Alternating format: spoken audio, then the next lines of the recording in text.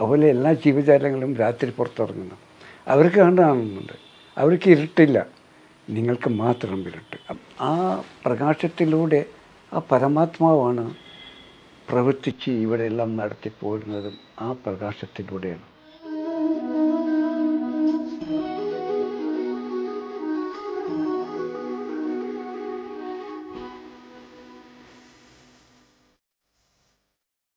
ഇവിടെ വെളിച്ചത്തിൻ്റെ അഭാവം, ആ പ്രകാശത്തിൻ്റെ അഭാവത്തിന്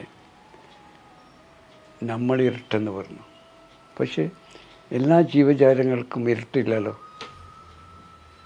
നമ്മുടെ കുട്ടികൾ വയനാട് ഒരു സ്ഥലം വാങ്ങി, റിസോർട്ട്, കാടിനോടടുത്ത. അവിടെ ദിവസവും രാത്രി ആന വരും. ഇവിടെ ഈ സ്ഥലത്ത് ആന കാണാൻ കഴിയില്ല.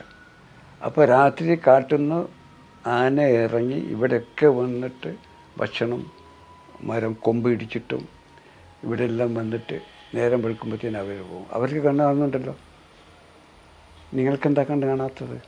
അതുപോലെ എല്ലാ ജീവജാലങ്ങളും രാത്രി പുറത്തിറങ്ങുന്നു. അവർക്ക് കണ്ണ് കാണുന്നുണ്ട്, അവർക്ക് ഇരുട്ടില്ല, നിങ്ങൾക്ക് മാത്രം ഇരുട്ട്. അപ്പോൾ ഈ പ്രകാശത്തെ കൊണ്ടല്ലാതെ നിങ്ങൾക്ക് കാണാൻ കഴിയില്ല. നിങ്ങൾക്ക് കണ്ണിന് കാഴ്ചയില്ല. കാഴ്ച ഉണ്ടെങ്കിൽ പ്രകാശം ഇല്ലാത്തപ്പോഴും കാണണം. ഇരുട്ടില്ല, പ്രകാശം ഇല്ലാത്തപ്പോഴും നിങ്ങൾക്ക് കണ്ണ് കാണാൻ കഴിയില്ല. ആ ജീവജാലങ്ങൾ ഒക്കെ കണ്ണ് കാണുന്ന പോലെ. അപ്പം നിങ്ങൾക്ക് കണ്ണിന് സ്വന്തമായ കാഴ്ചയില്ല.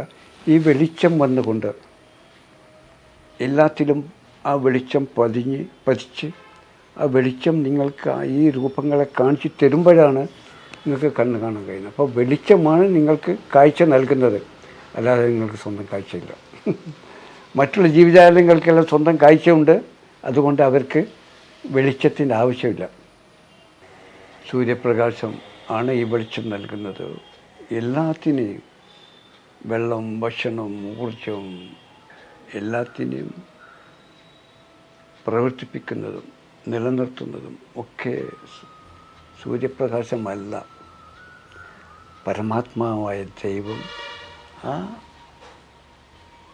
തൻ്റെ ഉദ്ദേശ ലക്ഷ്യങ്ങളും പ്രാവർത്തികമാക്കാൻ വേണ്ടി ദൃശ്യമായ ദൈവത്തിൻ്റെ മനസ്സാണ് ആ പ്രകാശം.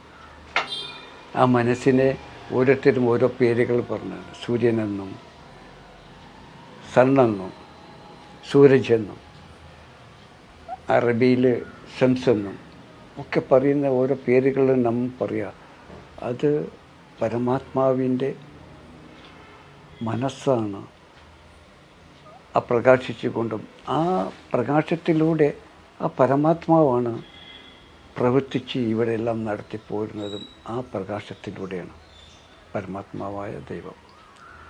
അല്ലാതെ ഒരു സൂര്യനുമില്ല, നിങ്ങളും ഞാനും ഒന്നും തന്നെ ഇവിടെ ഇല്ല പരമാത്മാവല്ലാതെ. അതിനെ നമ്മൾ ഇവിടെ കാണുന്ന അജ്ഞരായ നമ്മൾ ഓരോ വസ്തുക്കളായി, ഓരോ പേരുകളിൽ അറിയപ്പെടുന്ന വസ്തുക്കളായി കാണുന്നു, അറിയുന്നു, പറയുന്നു എന്നല്ലാതെ പരമാത്മാവല്ലാതെ ഈ പ്രപഞ്ചത്തിൽ വേറെ യാതൊന്നും തന്നെ ഇല്ല. ഞാനും നിങ്ങളും സൂര്യനും ഒന്നും തന്നെ ഇല്ല. ആ പരമാത്മാവിൻ്റെ ദൃശ്യതയാണെല്ലാം.